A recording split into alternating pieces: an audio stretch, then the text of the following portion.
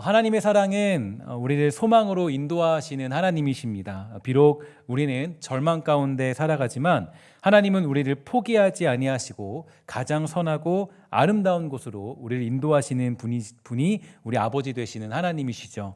바울 사도는 성도들을 향해서 이러한 메시지를 전달해 주었습니다. 우리 함께 이 말씀이 여러분의 삶 가운데, 우리의 삶 가운데, 우리 교회 가운데 이루어지기를 소망하는 마음으로 함께 이 말씀을 읽어보도록 하겠습니다. 시작. 소망의 하나님이 모든 기쁨과 평강을 믿음 안에서 너희에게 충만하게 하사 성령의 능력으로 소망이 넘치게 하시기를 원하노라. 아멘. 이 말씀이 여러분의 삶 가운데 이루어지기를 주의 이름으로 간절히 소망합니다. 오늘 이 말씀으로 인하여서 우리가 모두 소망의 하나님을 만나기를 소망하는데요. 하나님을 만날 때 인생에 소망이 생기고 하나님을 예배할 때 이제 진정한 소망이 우리에게 주어지게 되는 것입니다. 바로 하나님을 만날 때, 예배할 때, 그래서 예배하는 게 중요하죠. 예배하는 사람들은 하나님의 주시는 소망을 누리게 되고 예배할 때 우리는 그 소망을 누릴 수 있는 아주 놀라운 축복들을 가질 수 있게 되는 것입니다. 요즘에 이제 구역 대신방을 진행 중에 있는데요. 구역 대신방을 드리면서 지난주에 이제 구역 예배를 함께 이제 드리는 구역이 있었습니다. 그런데 이 구역 예배를 드리면서 저랑 아주 뜨겁게 토론하고 이야기했던 그런 시간이 있었는데요. 뭐냐면 바로 자녀 교육 방법에 관한 이야기를 이모저모로 나누게 되었습니다. 자녀 교육 방법 어떤 게 좋을까 굉장히 고민을 많이 하면서 이야기를 나누게 되었는데 어떤 교육 방법이 좋을까요? 그러니까 어떻게 교육하는 게 옳을 것인가?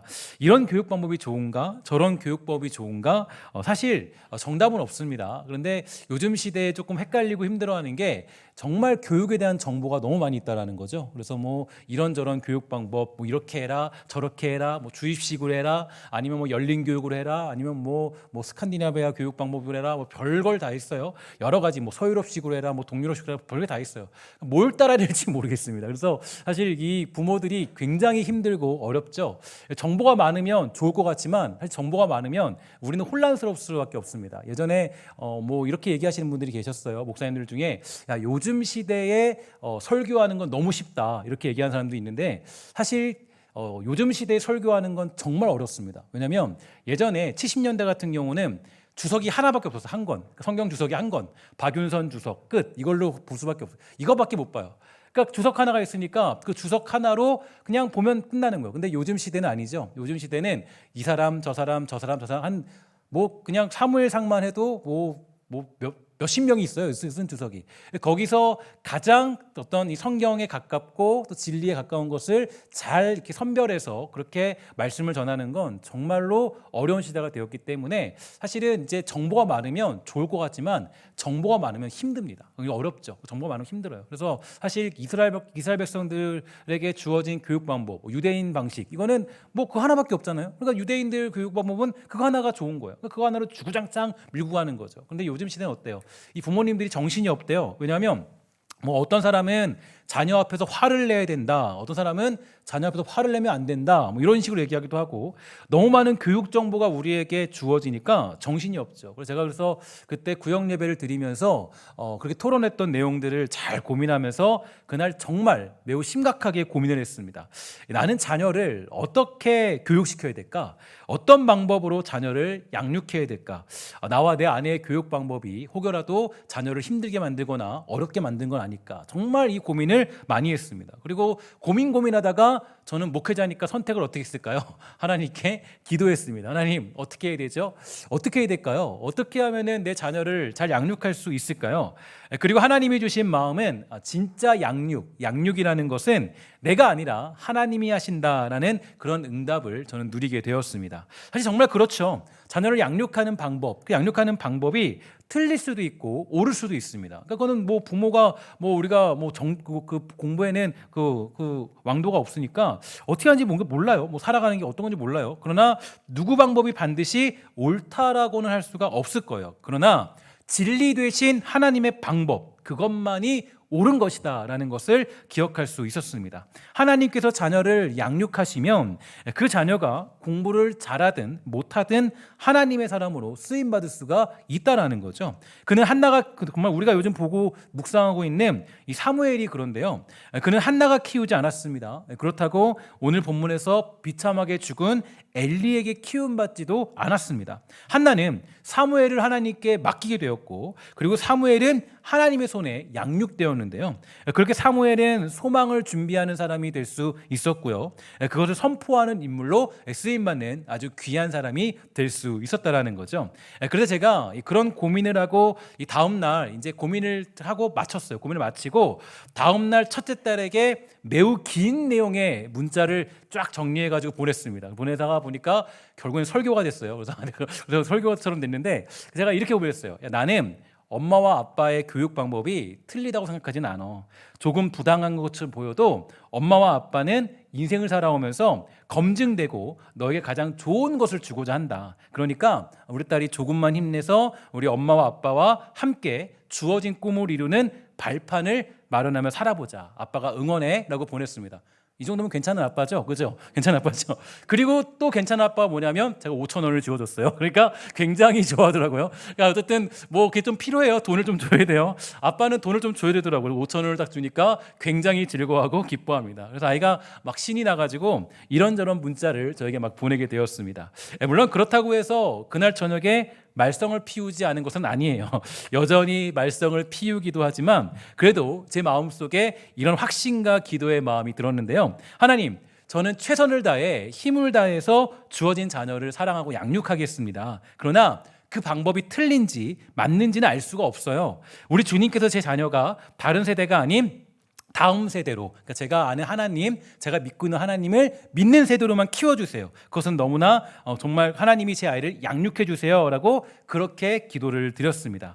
다음 세대를 양육한다는 것, 그러면 그것은 너무나 우리에게 가슴 벅찬 일이 되는 것입니다. 왜냐하면 다음 세대를 세우는 것이야말로 결국 하나님의 소망을 이루는 그런 도구가 될 수 있기 때문이에요. 한나는 이 사무엘을 세웠고 사무엘은 다윗을 세우게 되었죠. 그러니까 그들의 삶의 역할은 자기에게 집중되지 않고 다음 세대를 양육하고 다음 세대를 세우는데 그 모든 것들이 집중되었다는 거예요. 그러니까 하나님의 뜻을 이루는 도구로 쓰임받는 다음 세대의 사역을 이룬 사람들이 바로 한나와 사무엘 그리고 다윗이었습니다.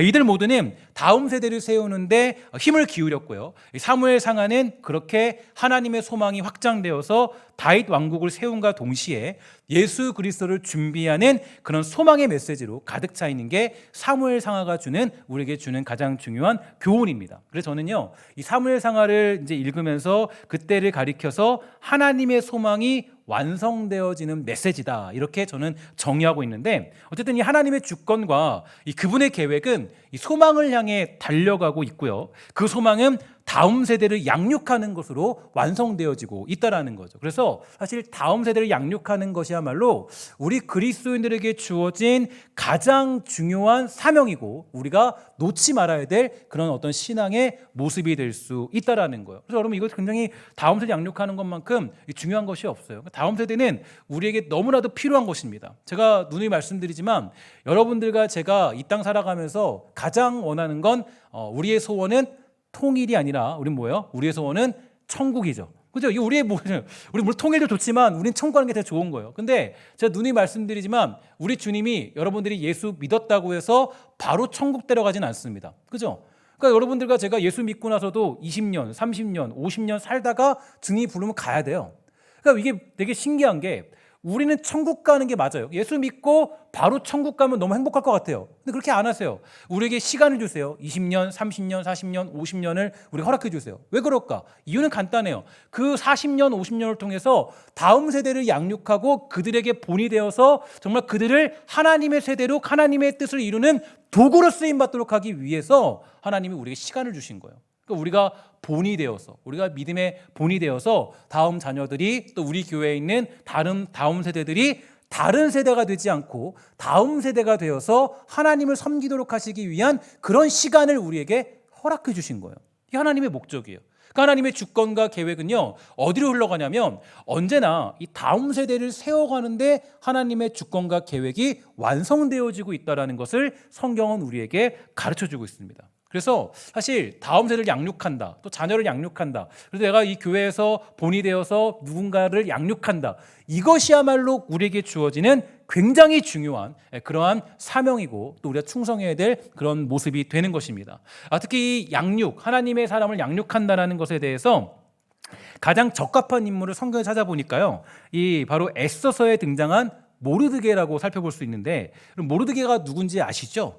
그는 부모를 잃은 조카 에스더를 자기 자식처럼 양육했다라고 성경은 강조해주고 있습니다. 그런데 유독 신기하게도 이 모르드게와 에스더와의 관계에서 양육이라는 단어가 굉장히 자주 등장을 해요. 에스더 2장 7절에 보니까 우리에게 이렇게 가르쳐주고 있습니다. 그의 삼촌의 딸 하닷사 곧 에스더는 부모가 없었으나 용모가 곱고 아리따운 처녀라. 그의 부모가 죽은 후에 모르드게가 자기 딸같이 뭐했다 그래요? 양육하더라. 그 다음에 에스더 2장 15절 보니까 이렇게 되어 있습니다. 모르드게가 삼촌 아비아엘의 딸 곧 모르드게가 자기의 딸같이 양육하는 에스더가 차례대로 왕에게 나아갈 때 궁녀를 주관하는 내시 헤게가 정한 것 외에는 다른 것을 구하지 아니하였으나 모든 보는 자에게 사랑을 받더라. 그 다음에 에스더 2장 20절 이렇게 되어 있습니다.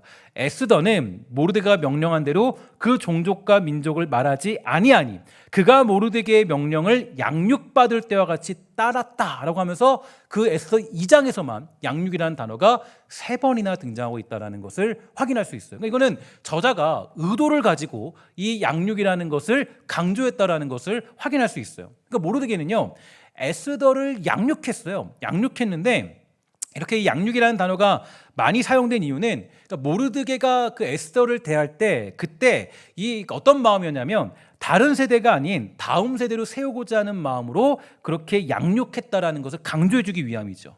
이 모르드게는 에스더를 하나님을 아는 사람으로, 그리고 내가 믿는 하나님을 바르게 가르치고자 힘을 쓰면서 그녀를 양육했기 때문에 에스더는 중요한 순간에 금식하며 기도하여 주어진 문제를 결정하는 믿음을 보여준 것이에요. 사실 이게 굉장히 중요한 메시지인데, 그러니까 우리가 왜 다음 세대에게 본이 되고 또 믿음의 사람으로 살아가는 게 중요하냐? 그러니까 내가 정말 본이 되어서 믿음으로 살아가야 되는 이유가 어디 있냐면, 내가 그렇게 본이 되어서 양육하며 살아가면 아주 그런 위기 절명의 순간에, 정말 이 어떤 급하고 괴로운 순간에 그때 에스더와 같이 금식하며 기도하는 사람으로 설 수가 있기 때문이에요. 그러니까 내가 어떤 일들을 만났을 때 정말 그 믿음의 본을 보이고 내가 믿음으로 살아가는 것을 다음 세대들이, 나의 자녀들이 보게 되는 거죠. 그러면 그 위기의 순간에 그들이 방황하지 아니하고 에스더처럼 금식하며 기도하여서 나라와 민족을 구하는 사람으로 설 수가 있기 때문에 우리가 그렇게 양육하는 것은 굉장히 중요한 것입니다. 그래서 이것이야말로 우리가 믿음으로 다음 세대를 양육해야 되는 가장 큰 이유가 되는 거예요. 만약에 이 모르드게가 에스더를 양육하지 않았다면, 양육하지 않고 사육했다면, 사육처럼 키웠다면, 그러면 어땠을까요? 그러면 아마 금식하며 기도하기는커녕 어떻게 했을까요? 그냥 나는 왕비 됐으니까 나 살게요. 그랬을 줄 몰라요. 그런데 이 모르드게가 아주 강력히 하나님을 아는 사람으로 양육하고 하니까 그 모르드게의 정신세계와 세계관을 받아서 그대로 그 위기의 순간에 금식하며 기도하기로 결정한 사람이 누구예요? 에스더라는 사람이에요. 그러니까 우리가 믿음으로 본을 보여야 되는 이유가 거기 있어요. 그러니까 여러분들과 제가 이 예배를 생명같이 여겨야 되는 이유, 그러니까 여러분들이 정말 나에게 주어진 예배를 생명같이 여겨야 되는 이유는 자녀들이 안 보는 것도 다 보거든요. 다 봐요. 다음 세대가 다 보거든요. 물론 지금은 티가 안 나요. 그런데 위기의 순간에, 정말 민족이 망할 시기에, 우리 어머니와 아버지, 우리 위에 권사님과 장로님과 집사님들, 우리 위에 성도님들은 이때 하나님을 향해서 생명하고 예배했지. 그러니까 똑같잖아요. 에스더도. 모르드게가 그렇게 살았거든요. 모르드게가 그렇게 살았으니까 에스더가 그 위기의 순간에 뭐 한 거예요? 하나님을 섬기며 그때 금식하며 민족을 제가 구하겠습니다. 이게 에스더의 멋진 모습이에요. 그러니까 에스더는 모르드게가 키워낸 거예요. 그것을. 언젠가 제가 양육과 사육에 관해서 한번 비교 설명을 해드린 적이 있는데, 사육은 뭐냐? 사육은 닭장에서 이 닭에게 뭐 주는 거예요? 모이를 주는 거예요. 먹이 주면 그건 사육이에요. 사육. 제가 예전에 이것을 그래서 한번 설명을 드렸는데 여러분들이 아마 기억을 못 하실 것 같기 때문에 제가 조금 예화를 다시 말씀드릴게요. 일전에 제가 탄자니아를 다녀왔는데 탄자니아 가면요. 비행기를 한 12시간 정도 타야 돼요. 막 이걸 타는데 저는 이제 비행기 이제 그때 오랜 시간 타니까 조금 제가 기품 있게 저는 그래도 좀 이렇게 또 목사니까 그래도 좀 기품 있게 책을 좀 보면서 좀 비행기의 여유를 즐겨야겠다 하고 책을 딱 들고 탔지만 그러나 비행기 타면 잠이 오더라고요. 잠이 그렇게 쏟아져요. 그냥 이게 계속 잠아요. 계속 자요. 그래서 딱 타고 30분 정도 지나니까 잠이 막 그냥 쏟아지는 거예요. 막 쏟아지는데 그때 갑자기 1시간 좀 지나니까 갑자기 맛있는 식사가 나왔다고 저를 깨우면서 승무원이 막 와요. 오면서 쥐쥐 지나가면서 밥 먹으라고 밥 던져주고 가요. 그래서 먹었어요. 먹고 또 이제 조금 정신 차려서 조금 기품 있게 살아야겠다 해서 또 했는데 10분 뒤니까 다시 또 잠이 자요. 다시 또 자요. 근데 대부분 이제 조금 비행기 값을 조금 싼 거를 사기 위해서 밤에 가니까 밤에 출발을 하면 쭉 출발을 하면은 이 밤새 쭉 가니까 자는 시간이잖아요. 그러니까 원래 자야 돼요. 그러니까 자니까 또 자고 왔다 보니까 또 한 5시간 지나니까 또 밥 줘요. 또 밥 먹어요. 밥 먹었다. 그래서 조금 더 정신 차려야지. 성경을 펴볼까? 한 5분 뒤에 다시 또 자고 그렇죠. 그러니까 제가 보니까 한 3번 밥 먹고 그다음에 한 2번 정도 간식 먹고 그다음에 뭐 음료수 좀 먹고 도착이에요. 내렸어요. 내리니까 나와서 이제 그렇게 계속 음식 먹고 자고 비행기를 내려보니까 이런 생각이 들더라고요. 저는 닭장에서 모이를 먹으면서 곧 죽을 준비를 하는 닭장 속의 닭이 아닌가 이런 생각이 들었어요. 이게 뭐예요? 이게 곧 뭐예요? 사육이에요. 사육시키는 거. 반면에 양육은 뭐예요? 양육은 함께 하는 거죠. 함께 하는 거. 그러니까 슬픔과 아픔과 고통을 함께 나누는 거. 함께 우는 거예요. 자녀의 고통과 다음 세대의 아픔과 고통을 함께 그게 느끼는 거예요.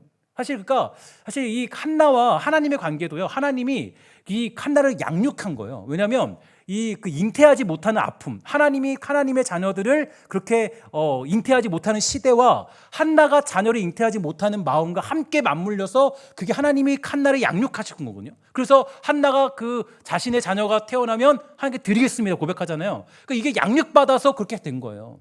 굉장히 양육은 중요한 거죠. 콩 한 쪽도 나누어 먹는 것.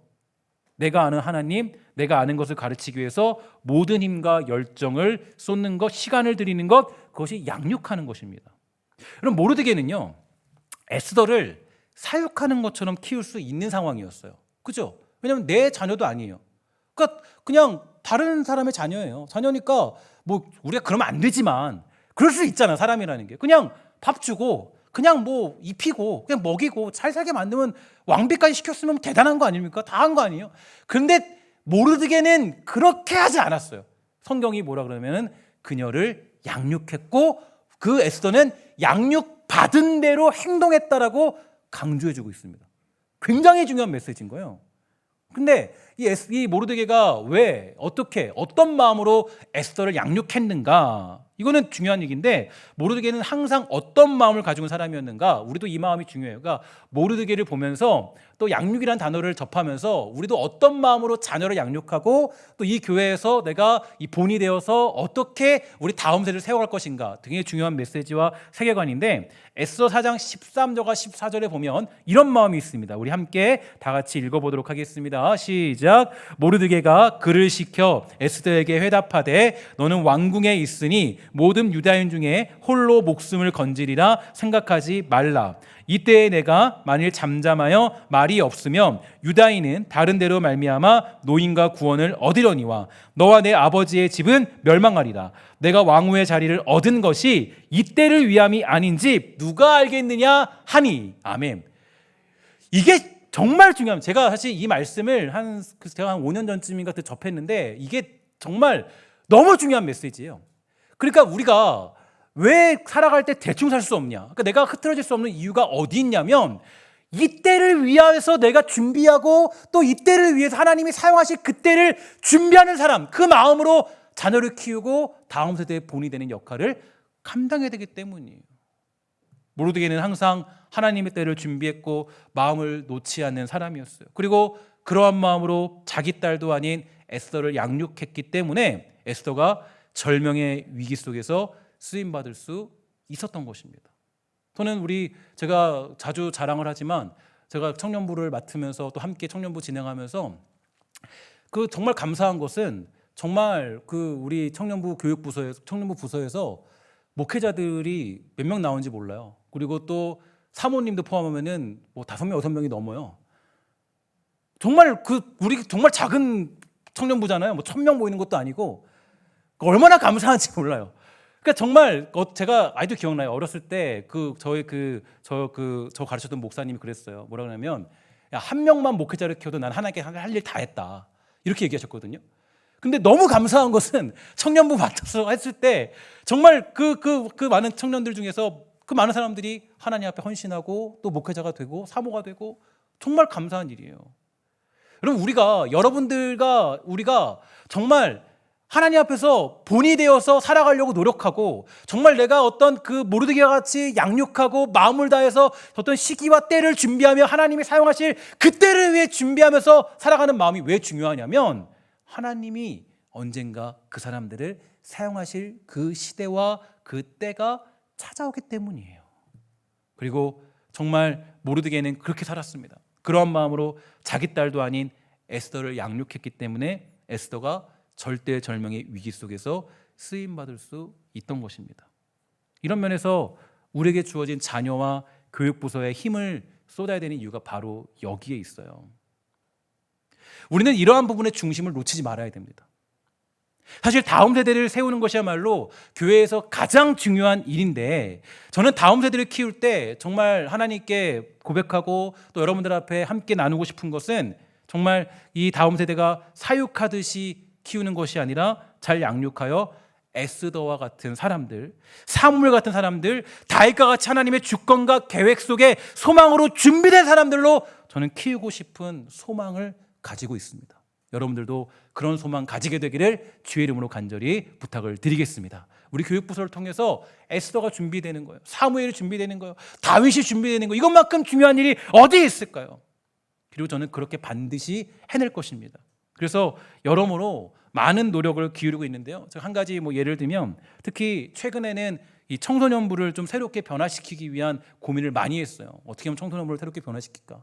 그러니까 청소년부가 조금 더 이제 어떤 이 질풍노도의 시기라고 규정돼 있잖아요. 어쨌든 간에 이제 그 상황 속에 있는데 근데 저는 어쨌든 이 새롭게 변화시키기 위해서 많은 고민을 했는데 이 하나님이 저에게 몰아가시고 주시고자 하는 메시지가 어떤 거였냐면 우리 아마 2학기 때부터는 좀 새로운 시스템이 많이 적용될 겁니다. 그래서 그때 고민을 많이 하고 그렇게 하게 될 건데 지난번에 저희 교회 오셔서 강의해 주셨던 분 중에 여러분 김진 목사님이라고 계시지 않습니까? 그래서 옥타고노시스라는 것을 발명해서 우리들에게 성향을 존중하면서 살아가는 모습들, 성향 존중이 필요하다 이런 얘기들을 나눈 적이 있어요. 그래서 제가 그 목사님이 굉장히 지금도 유명하시고 대단하신 분이신데 그 목사님과 이제 좀 얘기를 나누고 또 목사님과 교제를 통해서 그래서 앞으로는 이 청소년부는 이런 비전을 가지고 좀 미래를 준비하려고 해요. 한번 잘 보세요. 옥타고노시스 검사를 통해서 성향 존중으로 세워지는 비전의 세대. 저는 그렇게 세워갈 겁니다. 그러니까 옥타고노시스 검사라는 것이 이 사람의 성향을 확인하고 성경적으로 그들이 어떤 성향을 선물로 받았는지를 점검하는 거잖아요. 그러니까 청소년 시기는 너무 그게 필요하더라고요. 그래서 청소년 시기 때는 반드시 이런 검사를 1년에 2회, 3회 정도 우리가 그 교회에서 같이 진행을 해주고 시행해줘서 이 아이들이 미래와 비전과 꿈을 찾아가서 하나님께 쓰임받을수록 준비시키는 거. 저는 청소년부나 교육부서나 사람을 많이 모으는 데 집중하기보다는 그들에게 주어진 선물과 같은 성향을 기독교적으로 해석되어진 검사를 통해 그들의 앞길과 비전을 제시해 줄 것입니다. 저는 그래서 앞으로 다음 세대를 사육하지 않고 양육하는 데 집중을 반드시 해낼 것이에요. 이런저런 교육의 방법들을 도입하기 위해서는 여러분들도 많은 준비가 필요하니까 우리의 많은 기도와 노력들이 필요할 것입니다. 뿐만 아니라 다른 교육부서도 사육하지 않고 양육할 수 있도록 여러 가지 방법들을 강구해서 우리가 다음 세대를 사무엘처럼 또 정말 다윗처럼 또 에스더처럼 키워내는데 우린 집중할 필요가 있습니다. 왜냐하면 이러한 일들이야말로 저와 여러분에게 주어진 사명이고 우리가 감당해야 될 충성이기 때문이에요. 한나에게 사무엘이 주어진 이유가 무엇일까요? 물론 하나님이 그녀에게 응답하시고 허락하신 선물이기 때문이기도 하지만 한나의 마음에는 자신에게 주어진 자녀를 하나님의 세대로 양육하고자 하는 마음이 있었기 때문이에요. 한나는 자기의 아들을 자기가 자녀를 주시면 그 자녀를 하나님께 드릴 준비가 되어 있었어요. 한나가 살던 시대, 그 시대는 다음 세대가 아닌 다른 세대가 판을 치고 있던 시대였습니다. 하나님을 알기는 알지만 모르던 시대, 하나님을 듣기는 들었지만 모르는 시대, 그 시대가 바로 한나가 살던 시대였습니다. 그러한 때에 하나님의 사람으로 자기 자녀를 키우고 드리겠다고 하는 그 마음은 대단한 것이고 위대한 것이기 때문에 한나가 쓰임받을 수 있던 것입니다. 저는 우리 교회, 우리 성도들이 이런 한나처럼 되어서 하나님께 언제든지 쓰임받기에 준비되어 있는 복되고 아름다운 성도 되기를 주의 이름으로 간절히 부탁을 드리겠습니다. 사실 오늘의 본문의 내용을 보면서 여러 가지 고민이 들었어요. 제가 이 말씀은 굉장히 좋아하는 말씀이거든요. 설교 중에서도 이 블레셋과의 전쟁의 예화를 굉장히 많이 써요. 이 블레셋과 이스라엘 전쟁, 언약궤가 다곤신을 이기고 오는 그 전쟁의 내용은 제가 너무나 자주 설교하고 이야기하는 내용이라서 그렇게 설교를 준비하려고 마음 먹었다가 하나님이 저를 인도하시는 마음은 다음 세대를 위한 설교의 내용으로 가득 채워주셨고 그 눈으로 이 말씀을 보도록 허락해 주셨습니다. 등장하는 엘리의 제사장을 한번 보세요. 그는 몸이 비대했다고 성경은 말하고 있습니다. 비대했다고 꼭 문제가 있는 건 절대로 아니겠죠. 그러나 여기서 비대했다고 말하는 것은 그 제사장은 영적으로 매우 둔한 사람이었다는 것을 의미하는 겁니다.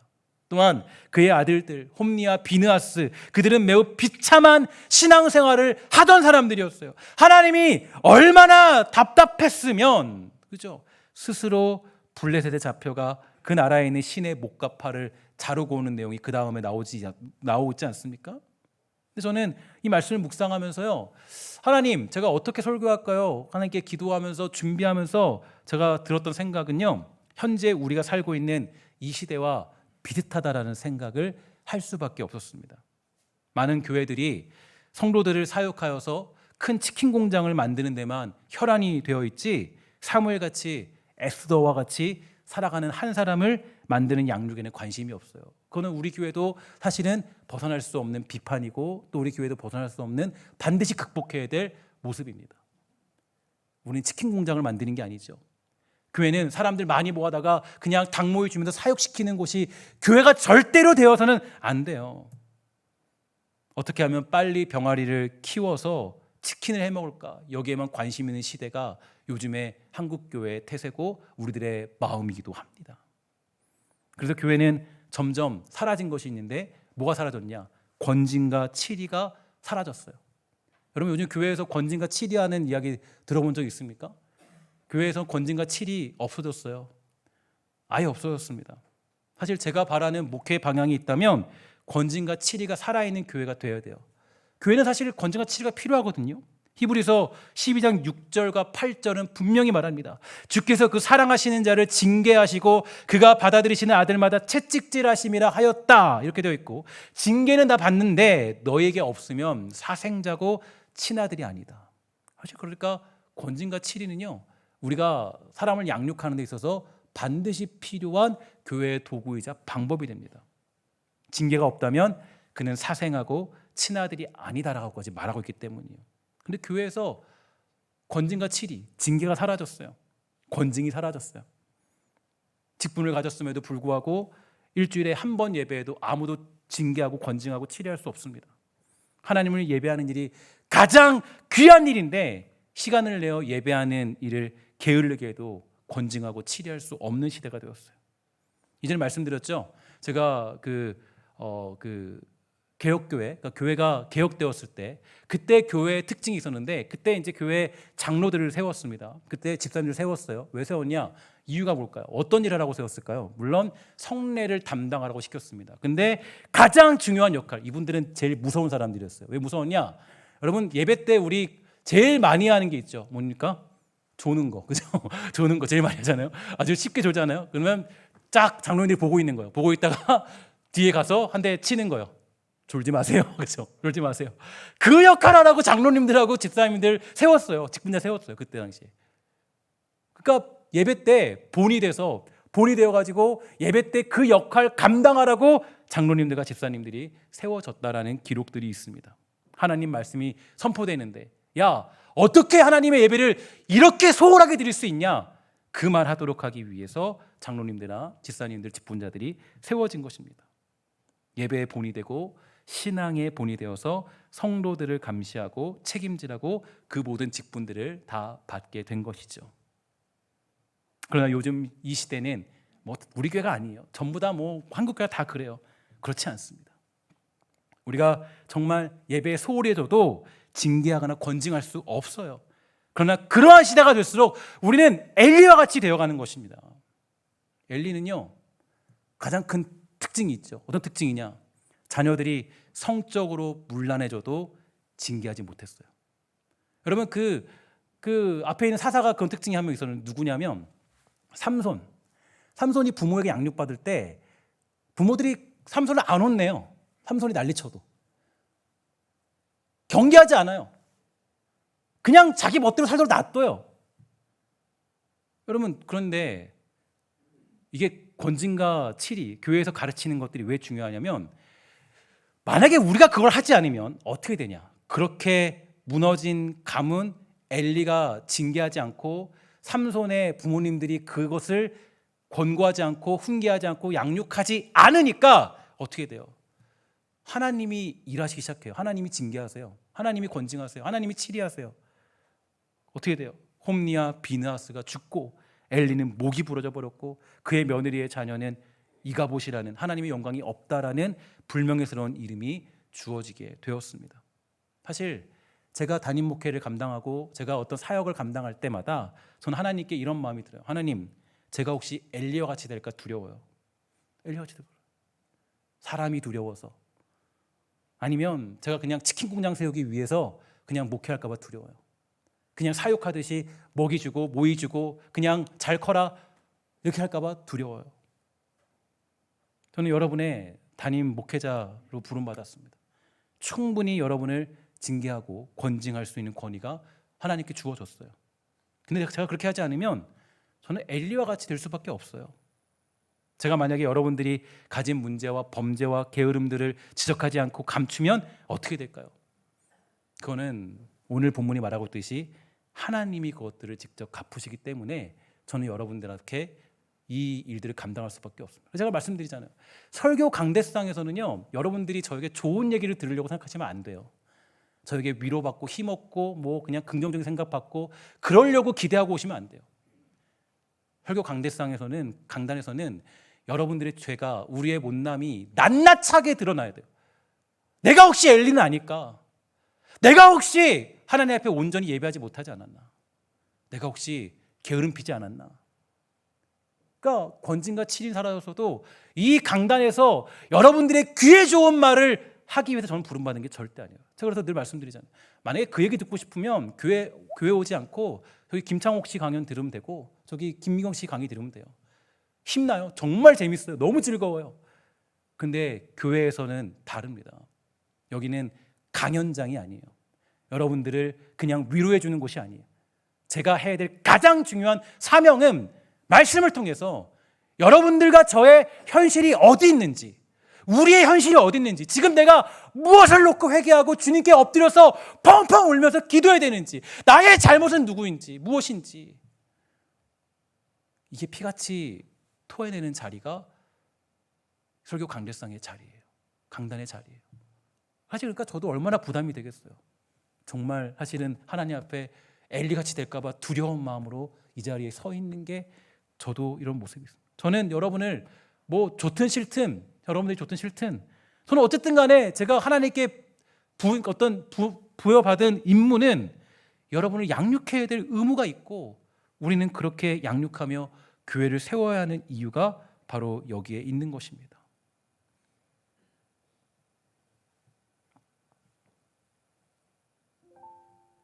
하나님이 치시면 무섭습니다. 하나님이 직접 움직이시면, 우리의 죄악을 하나님이 직접 낱낱이 드러내시며 자기 일을 행하시면 정말로 무섭고 끔찍한 일들이 벌어질 수밖에 없는 것이죠. 그러니까 사실 우리 쪽으로 보면 교회는 권징과 치리가 살아있는 교회가 좋은 교회가 되는 거예요. 왜냐? 우리가 치리하고 권징하면, 그죠? 우리가 만약에 하나님 말씀으로 깨닫고 엎드려 자복하고 회개하면 그러면은 그거는 회개로 끝나요. 근데 하나님 어떻게 하세요? 하나님 보면 그냥 두지 않아요. 삼손 삼손 여러분 부름 받았는데 어떻게 돼요? 눈이 뽑히고 잡혀가지고 그냥 기둥에 노예처럼 살다가 엘리, 홈리와 비느하스. 그래서 저는 여러분에게 기도 부탁을 드립니다. 특히 스승의 날을 맞이해서 저뿐 아니라 가르치는 자리에 있는 모든 이들, 한국 교회에 있는 모든 이들, 특히 또 우리 정말 또 작은 것을 봤을 때는 우리 교회 교사들. 그리고 제가 또 요즘에 그 구역신방을 다니면서 섬김이들을 위한 기도를 정말 많이 해줘요. 그래서 제가 한 기도를 하면 10분을 하면은 그중 5분은 다 섬김이들을 위한 기도예요. 왜냐? 섬김이가 본이 돼야 되거든요. 그러니까 섬김이의 영적 수준이 곧 구역의 영적 수준이에요. 섬김이가 정말로 하나님을 잘 섬기고 성실히 섬기면 그러면 그 구역은 잘 섬기는 구역이에요. 하나님을 잘 섬기고 예배하는 구역이에요. 섬김이가 살아야 되거든요. 근데 그냥 뭐 나와라 이렇게 할 수는 없고 그냥 뭐야 돼요? 본이 되어서, 그죠? 그 역을 감당하면 그러면 자연스럽게 그 사람들을 따라오게 돼 있는 거예요. 그래서 저는 그래도 정말 우리 그 작은 목자로 부름받은 섬김이들을 위해서 정말 기도를 많이 해줘 요즘에. 왜냐? 우리 교회는 사육하는 교회가 아니라 양육하는 교회가 되어서 사무엘을 준비하고 다윗을 준비하시는 하나님의 손길에 쓰임받는 교회 되기를 간절히 바라고 있기 때문이에요. 그러기 위해서 여러분 교사들이 살아나야 하고 저와 같이 가르치는 자들이 사람을 두려워하지 않고 말씀을 두려워해서 그 일을 잘 감당할 수 있도록 여러분들이 힘을 주시고 도움을 주셔야 됩니다. 제가 만약에 사람 모으는데 거기에 두려워하고 있으면 여러분들이 그 얘기 하셔야 돼요. 목사님 그러지 마세요. 하고 싶은 말, 하나님이 주시는 말씀, 그러니까 제가 하고 싶은 말이 아니라 하나님이 주시는 말씀, 그 말씀대로 저희 가르쳐 주세요. 그 죄를 낱낱이 밝힐 수 있도록 해요. 이게 여러분들과 저에게 요구할 수 있는 가장 중요한 요구의 메시지입니다. 제가 만약에 여러분들 귀 간지럽게 하고 그냥 여러분들을 좋게 만들고 이렇게 하면 여러분들이 그 얘기를 하셔야 돼요. 그렇게 하시면 안 돼요, 목사님. 그거는 목회가 아니에요. 목회는 여러분들의 신금을 울리는 게 목회가 아닙니다. 저는 여러분들을 가르치고 양육하고 해야 될 그런 의무가 여기에 담겨져 있어요.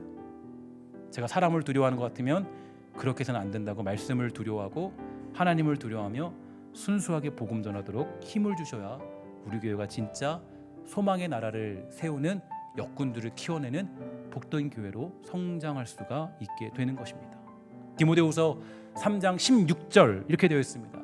한번 다 같이 이 말씀 읽어보도록 할까요? 시작. 모든 성경은 하나님의 감동으로 된 것으로 교훈과 책망과 바르게 함과 의로 교육하기에 유익하니. 아멘. 여러분 잘 보세요. 여기에 쓰여 있는 단어들을 보세요. 단어들이 좀 신기하죠. 뭐라 그래요? 감동으로 됐는데 교훈과 책망과 바르게 함과 의로 교육하기에 유익하대요. 성경의 역할은 이 네 가지의 역할입니다. 그러니까 보면 여러분 교훈이라는 건 정말 듣기 싫어요. 여러분 제가 아까도 말씀드렸지만 우리의 그 초등학교 때 여러분 제 국민학교죠. 그죠? 저도 국민학교까지는 보냈습니다. 국민학교 수준. 국민학교 때 학교 다니면서 제일 힘든 시간이 있었죠. 그 이렇게 픽픽 쓰러지는 시간 하나 있잖아요. 언제요? 예, 그 교장 선생님 그 교훈 훈화 말씀 그죠? 그때 이상하게 픽픽 다 쓰러져요. 픽픽 쓰러지고 갑자기 막 응급실 실려가요. 갑자기 막 양호실 가요. 교훈은 힘든 겁니다. 교훈 받는 건요. 그거는 막 내 마음이 즐거운 게 없어요. 교훈 받는데 행복합니다 이런 사람 없어요. 교훈 받으면 부담스러워요. 저기 또 하네. 그죠? 힘들어 죽겠네 또 하네. 그냥 햇빛이 비치는데 그냥 쨍쨍한데 또 저 얘기하시네. 또 저 얘기하셔. 그게 우리 교훈이죠. 그죠? 그 다음에 또 뭐예요? 책망. 성경의 역할이요. 여러분들의 귀를 좋게 만드는 게 아니라 책망한대요. 책망 뭐예요? 말씀을 받으면 설교를 들으면 책망이 있어요. 책망이 있어요. 내가 부족했구나. 나의 죄악이 낱낱이 드러나는 거. 책망이에요. 책망. 그러니까 막 그냥 기분 좋다 이러면 조금 설교가 조금 다르게 흘러간 거예요. 사실은 딱 끝나고서 예배가 끝나고 나갔을 때 내가 제대로 좀 살았어야 되는데 너무 부끄럽다. 왜냐? 성경의 역할이 뭐예요? 책망이에요. 그 다음 뭐라 그래요? 바르게 한대요. 제가 그 군대에서 고생을 참 많이 했는데 뭐 죄송한 얘기지만 밖으로서 안 바뀌어요. 제가 걸음걸이가 팔자예요. 그래서 팔자 걸음이라서 11자 걸음이 잘 안 돼가지고 스키도 잘 못하고요. 제가 11자도 못 타요. 그래서 이제 팔자라서 이게 힘들어요. 근데 군대에서 얼마나 혼났는지 막. 야, 군대 가면 11자로 딱딱딱 걸어야잖아요. 근데 이게 팔자요. 안 고쳐져요. 바르게 하는 거. 여러분 그 자녀들 바르게 할 때 제일 힘드셨죠? 바르게 할 때. 근데 그 얘기를 듣는 그 당사자는 행복해요? 괴로울 것 같아요? 죽을 것 같죠? 막. 아우 도대체 왜 내가 팔자로 걸어야 되는데 왜 이렇게 11자로 걸어라는 거야? 아우 힘들어 죽겠어. 의로 교육한다. 이것도 의로 교육하는. 성경은 단 한 번도 우리들에게 사실 보세요. 선지자들이 말하는 거 전하잖아요. 사람들 어때요? 들어요 안 들어요? 들어요 안 들어요? 선지자 전했을 때 안 들어요 안 들어. 왜냐? 무슨 얘기냐면은 그게 교훈이고 책망이고 바르게 하는 거고 의로 교육하는 거기 때문에 안 듣는다고 듣지 않아요. 완악한 사람은 안 들어요. 책망 들으면. 심지어는 그 스데반이 복음 전할 때 어때요? 복음 전하니까 유대인들이 어떻게 해요? 귀를 막고, 그죠? 소리를 빽빽 지르면서 돌을 던져요. 그리고 스데반 집사님이 죽었습니다. 왜냐? 하나님 말씀은 어떤 능력이기 때문에 교훈이 있고 책망이 있고 바르게 하는 게 있고 의로 교육하는 것이 있기 때문에 그래서 말씀은 들으면 힘든 거예요. 그러니까 여러분 제가 여러분들에게 말씀을 전할 때 제가 늘 말씀드리죠. 설교를 전하기 전에 하나님 제가 무서운 분이라고. 그러니까 에스겔 선지자 말씀드리면서 어떤 고통을 알게 하려면 하나님은 그냥 야 고난 전해라 이거 안 그러셔요. 고통을 당하고 고뇌를 경험하게 하신 다음에 그 말씀을 전해요. 이 말씀도 이 말씀 들으면서 아우 나를 치시려고 그러나? 물론 그럴 수 있겠죠. 근데 중요한 건 뭐냐면 제가 하나님께 치임받고 고침받고 하나님께 주님 제가 죄인입니다 이 고백이 안 나오면 이런 설교 할 수가 없어요. 하나님 그런 분이 아니시거든요. 하나님 호락호락한 분이 아니세요. 제가 하나님 앞에 말씀을 읽으면서 제가 먼저 하나님 앞에 교훈받고 괴로워하고 정말 하나님 어떻게 살까요? 어떻게 해야 될까요? 이런 고민과 고뇌가 없이 하나님께 말씀을 선포할 수가 없어요. 성경의 역할은 따라합시다. 교훈과 책망과 바르게 함과 의로 교육하는 것. 이게 성경을 가르치는 교사들이 가져야 될, 그 사람들을 만났을 때 느껴야 될 감정들이에요. 사실은요. 그럼 교사들이, 그래서 우리 교회 교사들이 아이들을 정말 사랑으로 양육하되 교훈할 줄 알아야 돼요.